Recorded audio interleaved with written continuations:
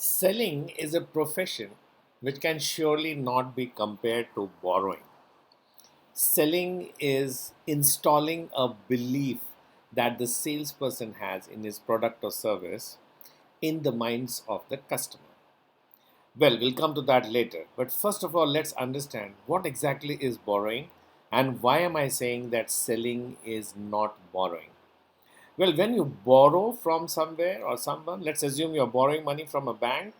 What do? You borrow money from a bank under certain terms and conditions. Whenever you borrow something from anyone, you make a commitment to fulfill certain terms and conditions. If you fulfill those terms and conditions, you are known as a good borrower. If you are not able to fulfill those terms and conditions, you are known as a bad borrower. And your capability to fulfill these terms and conditions will depend on your honesty, integrity, and capacity to fulfill those conditions. Okay, now let's try to look at some salespeople who, in the garb of selling, are actually trying to borrow. Why do I say this? Well, there are salespeople who will create a story about their product and communicate that story to the customer in such a convincing manner that the customer tends to believe that story.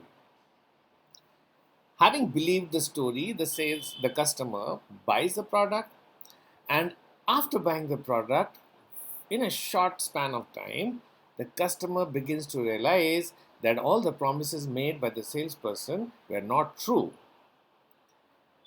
When there is a grievance from the customer side, and when we try to reach out to the salesperson and ask that, hey, why did you make those false commitments? Why did you make those wrong promises? The salesperson says, I did my best. It is the service department which is not living up to their reputation, or which is not living up to the promise that we made.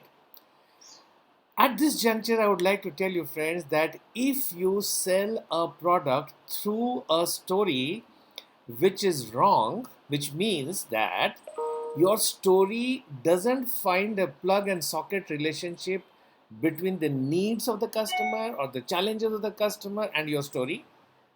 So your story may be right, and the needs of the customer may be totally asynchronous to the story that you're saying. So as long as the story doesn't fit into the need or challenge or risk of the customer, it's known as a bad story.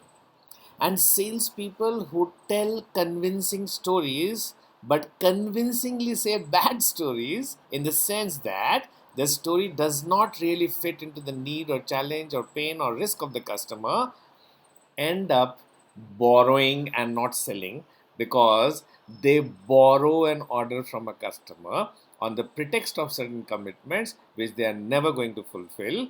And when I say they, I mean the salesperson or the service department. Finally, the customer is dealing with one company, isn't it? Which you're never going to fulfill, and in the process, you become a bad borrower. So, if you remember at the beginning of this video, I used a term called installing an order. So, you have to, as a salesperson, you have to ensure that, first of all, do not missell to a customer. Do not sell to the customer by virtue of your great communication or by virtue of the poor understanding or poor retention of the customer.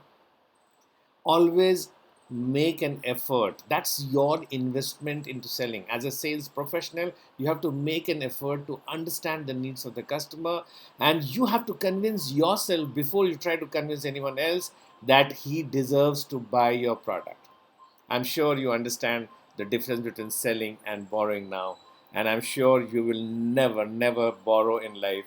Start selling, stop borrowing.